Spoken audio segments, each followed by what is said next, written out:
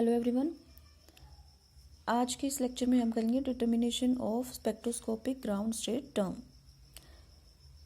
इससे पहले हमने क्या किया था, वेरियस कॉन्फ़िगरेशंस के लिए टर्म सिंबल्स डिराइव करे थे। उन टर्म सिंबल्स को एनर्जी के अकॉर्डिंग टू एनर्जी के ऑर्डर में हम उनको अरेंज करेंगे। किसकी एनर्जी जो है लीस्ट होगी, किसकी हाईएस्ट होगी, किसकी इन बिटवीन होगी, ये सब हमें आज के इस लेक्चर में करना है। तो ये हमारा कुछ रूल्स पे डिपेंड करता है। वो रूल्स करने से पहले हम एक बार फिर से रिवाइज कर लेते हैं कि एक्चुअल में हमारी टर्म सिंबल्स होते क्या हैं। हमारे टर्म सिंबल्स क्या होते हैं, इनको हम जनरल फॉर्मूला होता है कैपिटल एल, इसके अपर लेफ्ट कॉर्नर में 2s+1 स्पिन मल्टीप्लिसिटी लिखते हैं हम, और right hand side as a subscript j लिखते हैं। इसमें L क्या है, L हमारा रिजल्टेंट ऑर्बिटल एंगुलर मोमेंटम है, J हमारा रिजल्टेंट एंगुलर मोमेंटम है, एंड 2s+1 स्पिन मल्टीप्लिसिटी है, एंड इसमें जो S है वो हमारा रिजल्टेंट स्पिन एंगुलर मोमेंटम है।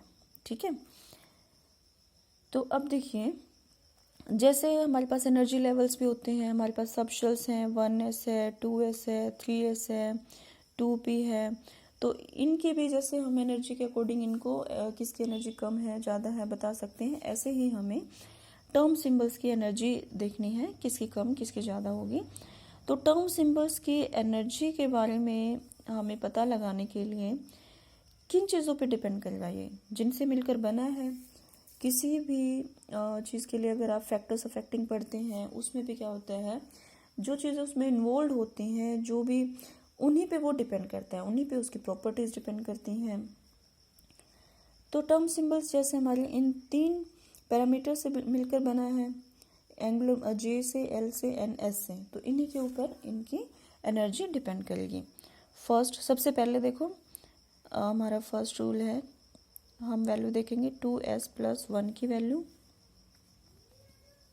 ठीक है, second L value and third J value. ठीक है, ये मैंने तीनों एक साथ लिख दी है, लेकिन आपको तीनों नहीं देखनी है। किस केस में आपको तीनों देखनी पड़ेंगी ये भी मैं आपको अभी बताऊंगी। 2s+1 क्या है, spin multiplicity. Spin multiplicity 2 and 1 तो कांस्टेंट है, तो क्या वैल्यू करेगा, s वैल्यू करेगा। मीन्स ये किस पे डिपेंड कर रहा है, s की वैल्यू पे, और s हमारा कैसे निकलता है, स्पिन क्वांटम नंबर की वैल्यू से।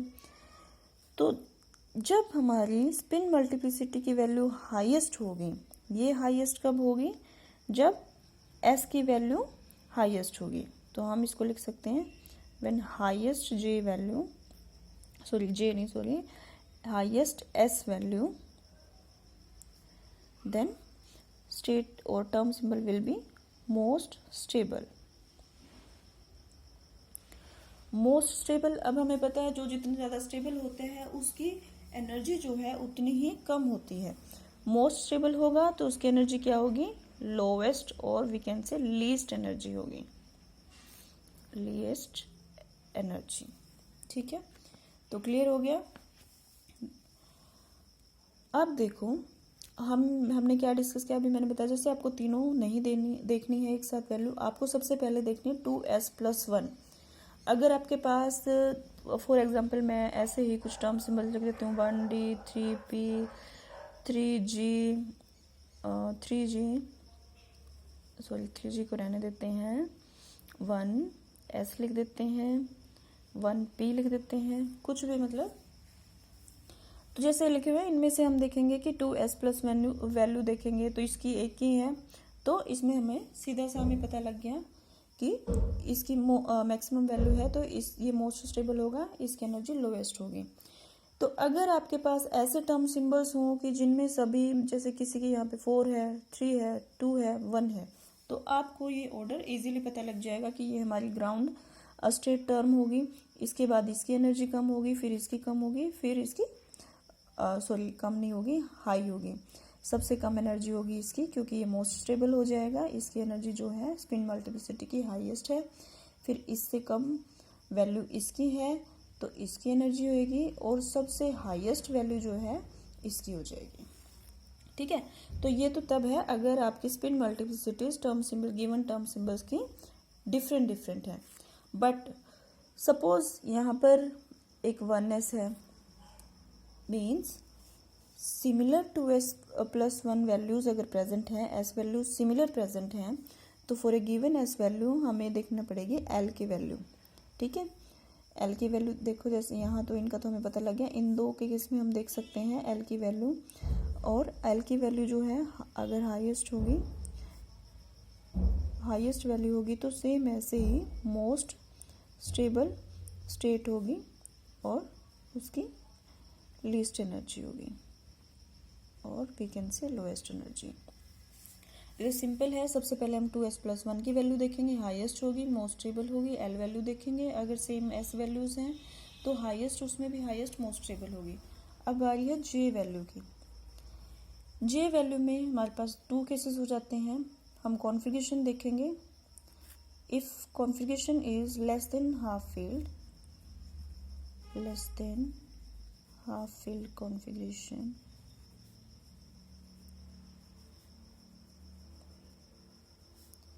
then minimum J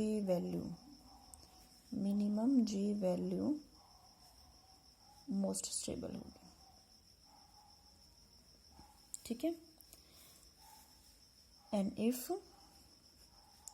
more than half field configuration होगी, more than half field configuration होगी, तो मैक्सिमम J वैल्यू,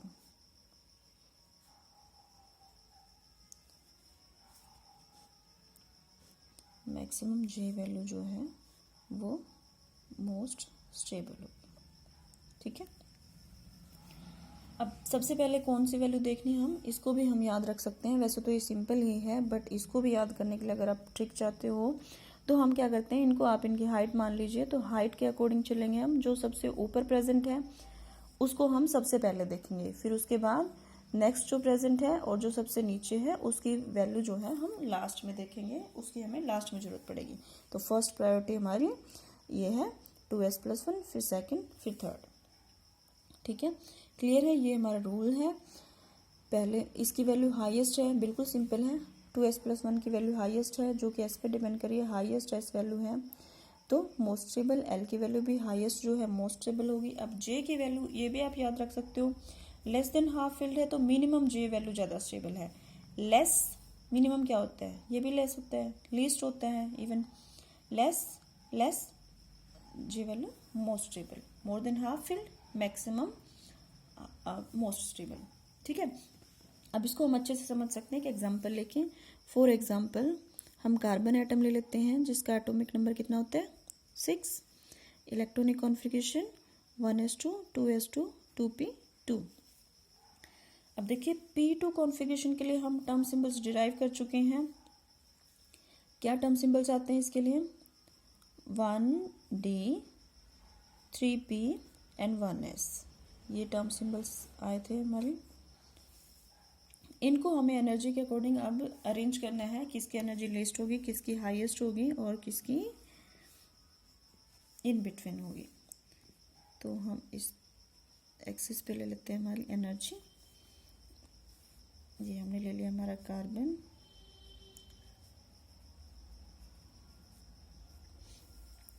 अब देखिए 3 टर्म सिंबल हैं तो किसी की एनर्जी हमारी लीस्ट होगी, किसी की कम होगी, किसी की ज़्यादा होगी, तो किसकी कम ज़्यादा होगी ये हमें देखना है। ठीक है,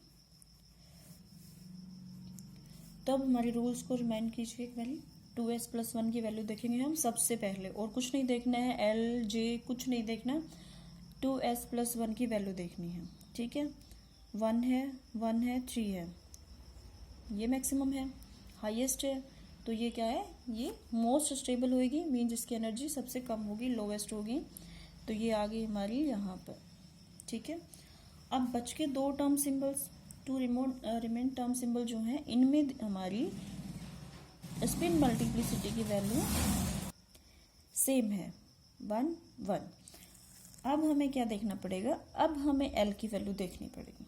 ठीक है, अब डी के लिए एल की वैल्यू क्या होती है, 2 होती है। एस के लिए एल की वैल्यू 0 होती है। Which is greater, 2। तो 2 ज़्यादा है मीन्स 1D जो है वो हमारा ज़्यादा स्टेबल होएगा, इसकी एनर्जी कम होएगी। दोनों की एनर्जी कंपेयर करेंगे तो ये क्या है, ये हायर लेवल है, तो इसकी आएगी लोअर लेवल में। ठीक है, अब बच गया ये एक, ये आ जाएगी हमारी 1s के। ठीक है, अब अगर हम इन टर्म सिंबल्स की जे वैल्यू भी असाइन कर देते हैं तो 1D हमारा फर्दर स्प्लिट नहीं करता है, 1D 2 होता है, जे की वैल्यू असाइन करते हैं। 1s जो है वो 1s0 होता है कम्प्लीटली, और 3p जो है वो हमारा 3 में स्प्लिट कर जाता है, 3p2, 3p1 and 3p0।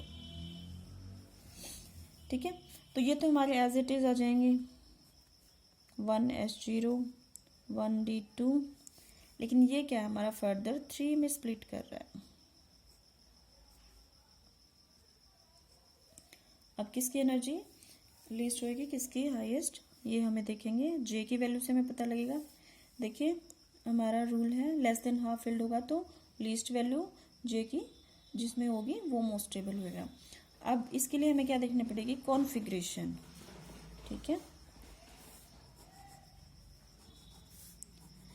Configuration देखेंगे हम।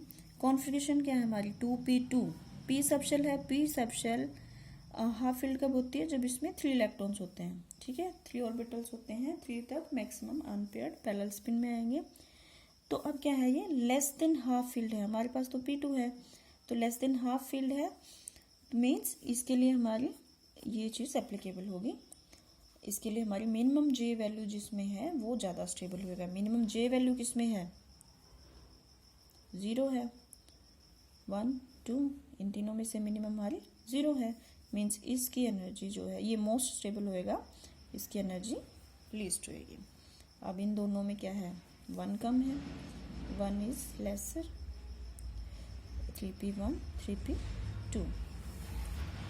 क्लियर है, बहुत ईजी है। इस तरह से आपको कितने भी कोई भी टर्म सिंबल्स दिए जाएं आप उनको अरेंज कर सकते हो, उनकी एनर्जी के अकॉर्डिंग आप पता लगा सकते हो किसकी एनर्जी कम होगी किसकी ज़्यादा। इसी के साथ एक और एग्जांपल ले लेते हैं, और उसमें एक और हमारा नया जो प्रोसेस होता है, एक स्कीम होती है जिसको हम पढ़ते हैं होल फॉर्मूलिज्म। क्या होता है, होल फॉर्मूलिज्म।